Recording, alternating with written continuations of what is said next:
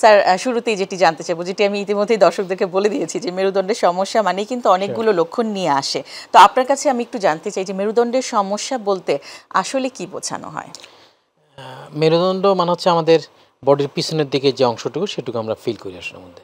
তো এটা আমরা প্রথমত একটু মানে অ্যানাটমিক্যালি অথবা সায়েন্টিফিক্যালি একটু জিনিসটা ভাগ করে নিই। জি। একটা হচ্ছে ঘাড়ের অংশ, একটা হচ্ছে পিঠের অংশ, একটা হচ্ছে কোমরের অংশ।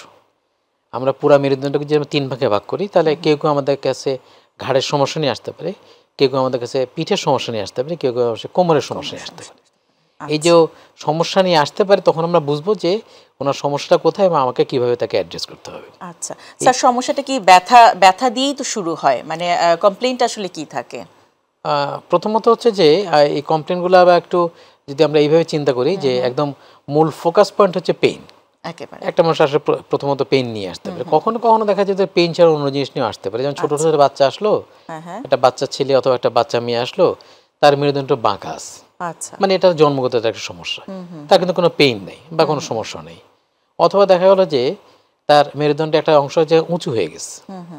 তা আমি যখন জিজ্ঞেস করলাম যে কীভাবে উঁচু হলো আপনার, তা বললো যে আমি তো যখন ছোটোবেলা ছিলাম তখন আমি গাছ থেকে পড়ে গেছি, পড়ে যাওয়ার পরে আমার এখানে আঘাত পেয়েছে, আমার এখানে উঁচু হয়ে আসছে।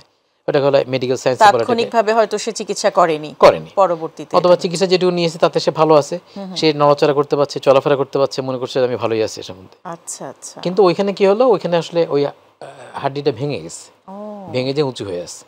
কিন্তু যেহেতু কোনো কমপ্লেন নাই, উনি আর সেটা ডাক্তার কাছে অ্যাড্রেস করেন নাই।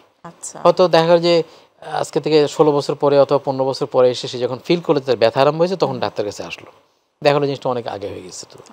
অথবা আরেকটা জিনিস প্রায় আমরা লক্ষ্য করে থাকি, সেটা হচ্ছে যে আমাদের দেশে তো একদম প্রত্যন্ত অঞ্চলের লোকজন একটু নেগলেক্টেড, এটা তো আসলে স্বীকার করতেই হবে আসলে।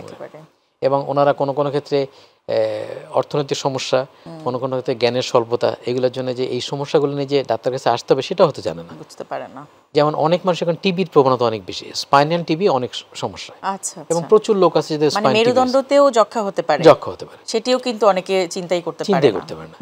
স্পাইনাল টিবি ছিল তার, সেখানে 2টা হাড্ডি একসাথে ফিউজড হয়ে গেছে এবং একটা উঁচু হয়ে আছে, ব্যথা ছিল। তারপর আস্তে আস্তে সে একটা পর্যায়ে চলে গেছে, এখন সে দেখলো যে সে পাটা একটু টেনে টেনে হাঁটতেছে, অথবা তার প্রস্রাবে একটু সমস্যা হচ্ছে, তখন সে বুঝতো যে এটা একটা সমস্যা হয়ে গেছে।